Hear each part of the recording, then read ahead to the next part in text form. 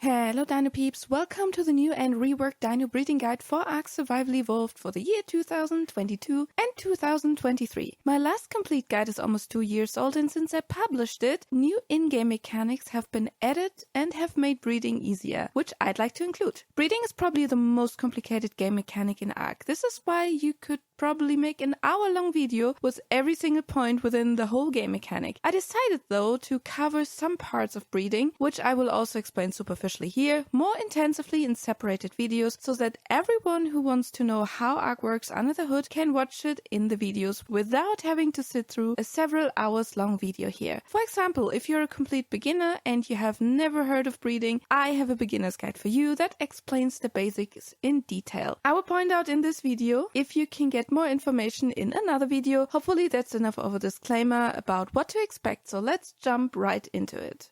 What is breeding? If you're a completely newbie, you're probably wondering what it means to breed in ARK. Breeding is a mechanic in the game that allows you to mate tamed animals with each other, with the goal that the offspring is better than the parents. Breeding is a game mechanic that is essential to the game. If you want to master all the game content sooner or later, you will have to breed animals. But what about stats and stat distribution? When you open the inventory of an animal, you will see the stats in the middle. These are raw stats. Even on animals of the same level, these stats can be different, because each of these raw stats reflect the number of points the animal has in the corresponding stat. All points added together represent the total level of the animal. The points distributed on the stats are randomized, which means animals with the same level can have different stats, because the level only reflects the sum of the total points but not their distribution. I have a video on stats and stat distribution where I explain this more in detail. Just check the video in the description with this number. What animals to breed?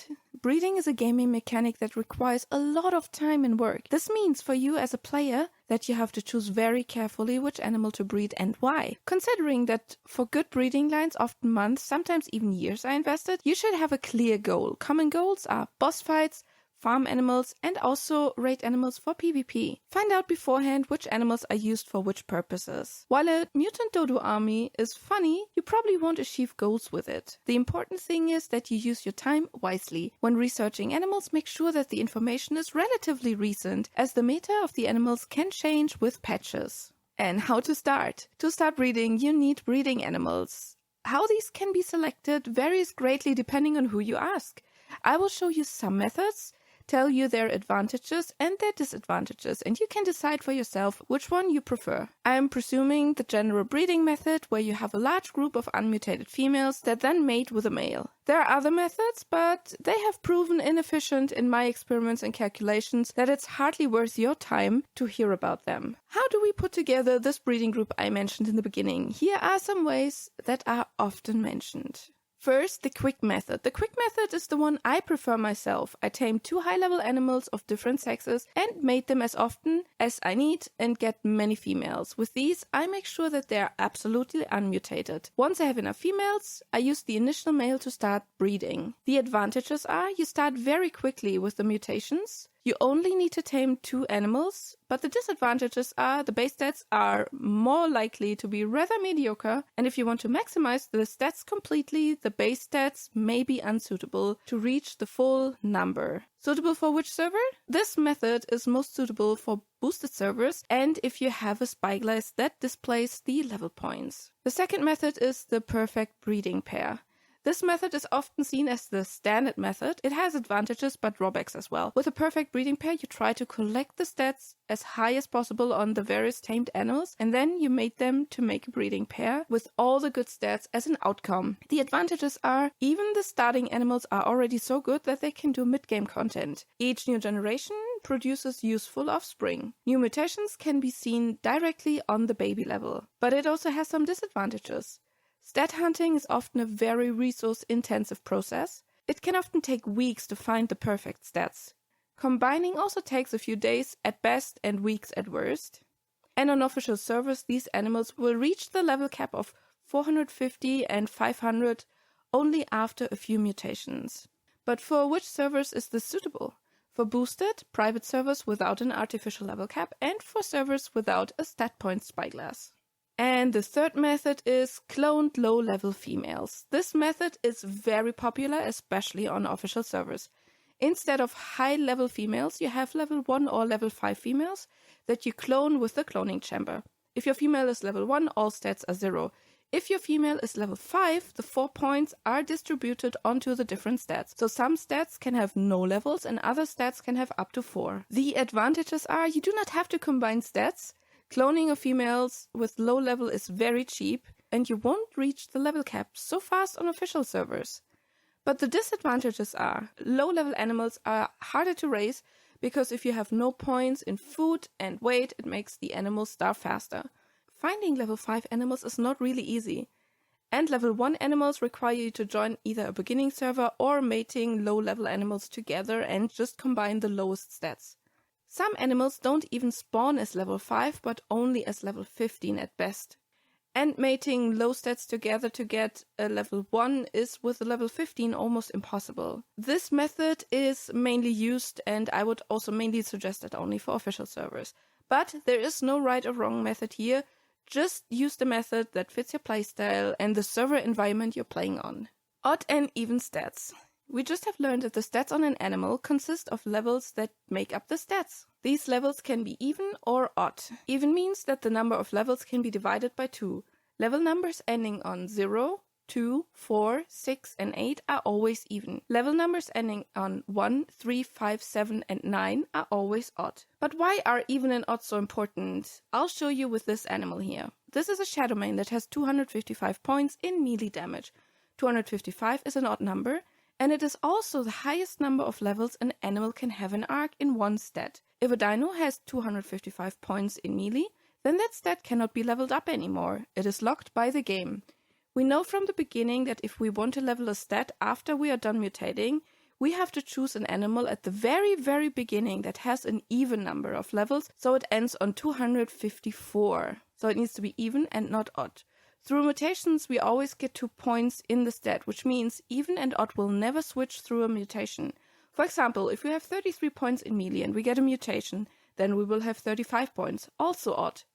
Therefore, we need to make sure at the beginning that the stats we want to level are even and not odd, and the stats we don't want to level are odd. Since Genesis 2, we have a little trick should you have tamed an animal with good stats, but it's not even or odd as you would like it to be.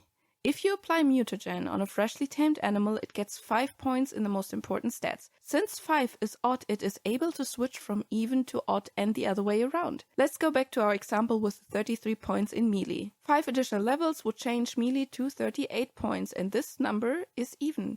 However, if the animal has, let's say, 32 points in melee and gets mutagen, it ends up on 37 points, and that is odd compared to the 32.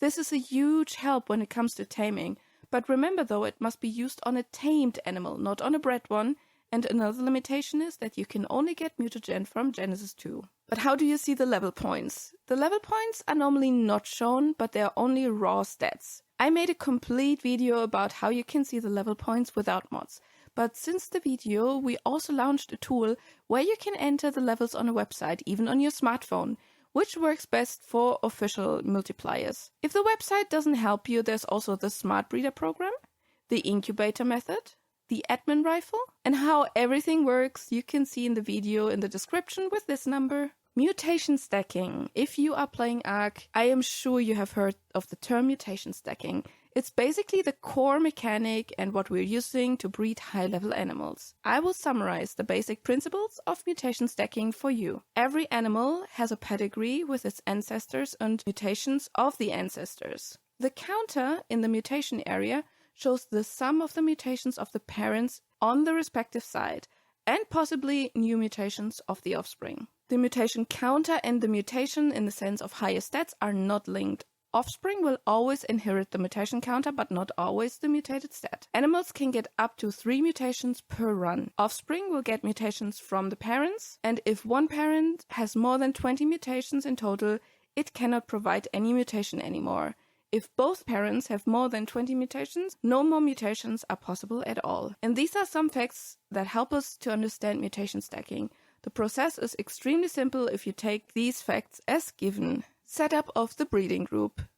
We first need a large group of unmutated females. These females will remain unmutated and will never be replaced because these females will need to trigger mutations in the long run. The number of females depends on the server rates or if you use mods. If you have the mutator, for example, then 20 females are more than enough. On official, it can be up to 100, 200, 300 females. Then we need one male for each stat we want to mutate. We mutate each stat individually and separately. I will explain later why. This point is optional but helpful. Have one or more incubators to test the stats of the babies. Now for the question you're probably asking yourself. Why don't we change the females? They have now the bad stats. The answer is because once both parents have 20 mutations, we cannot get any more mutations. But our goal is getting hundreds of mutations. Second question, why do we breed the stats separately and not all in one male? The answer to this is because we have no guarantee that our new male will always inherit all stats because the chances to get the good stat on the baby is only at 55%. And the next question is, how do we get more than 20 mutations? And I'm going to explain this to you now. So how does this stacking work? Although I have made a very detailed video about this, I will explain the mechanic superficially and in a basic way. If you need a more detailed explanation, then check out the video under this number. We made our male with all the females. We now want a baby that has inherited the dad's good stat and has mutated it, which means it has 2 points more in, let's say, life than the dad. We ignore on which side the mutation happens because that's completely unimportant. It's only important that the right stat mutates. Once we have the baby, we cryo the dad and raise the baby as the new breeding male. Then we repeat the mating. Again, we look for a male that has increased the stat of the new dad by 2 points. Again, the side on which the mutation happens doesn't matter at all, but only that the right stat mutates again. And you probably thought about it. We freeze the dad again, and the new baby is the new breeding male. That sounds easy, because that's basically everything you do. But now questions are bound to come up again and I'll answer them for you. The question, why does the site on which the mutation happened doesn't matter? The site only ever shows which of the parents is mutated or has triggered a mutation. Since we always only replace the father, the mutation will only show up on the father's side. Since the mothers always remain unmutated, the mother side will only ever show new mutations, if any. So we keep the mothers even if the father side is already over 20 mutations as the parent that would be able to trigger new mutations. Next question. I got the right mutation, but it's on a female, so what now? It's easy. Mate the female with an unmutated male and hope you get a son that inherits the mutated stats of the mother. Ignore that the mutations are now on the female side because that will switch as soon as you use this son as a breeding male. This side is absolutely not important for us. Next question is, I need good animals for raids and boss fights before I'm completely done with capping with mutations. What do I do now? The answer is combine your animals in between and use the offspring for these practical purposes, but never use those combined animals for breeding, in a sense of mutation breeding. And your breeders will always stay in base. Never use them for farming or whatever. But what about color mutations? Color mutations always happen simultaneously with stat mutations. They never happen separately. Sometimes you can't see the stat mutation because it lands on, let's say, movement speed. And movement speed, the number always stays the same, but it can have different levels. But you can see the color mutation. Sometimes you can't see the color mutation because it happens to land on an unused color region, but you will see the stat mutation. It's all a matter of luck. The colors are chosen for the mutation on the dino are not chosen equally. Dino colors with the word coloring in the name are more rare than the others. Otherwise, you can get all colors in the game, and even the absence of color, which is ID 0, and an invalid color that was never assigned, known as ID 227, which appears as white in the game. All is possible. Colors can be combined just like stats, and as long as you have the right colors on the right regions, you can recombine them as you please. Offspring has a 50-50% chance to get the colors of their parents. An overview of all possible colors in the game, also mod colors, can be found on our website with the link with this number. And basically, this was all you need to know about breeding. As mentioned in the beginning, I have made a lot of videos about breeding, which will explain things to you in detail. So if you're interested in certain aspects of breeding, then take a look at this playlist here and choose a video of your interest. If you're still missing a video in particular, then let me know in the comments. I'm always happy to be able to help you. Otherwise, I hope you have a great day and I'll see you in the next video. Have a good one. Bye!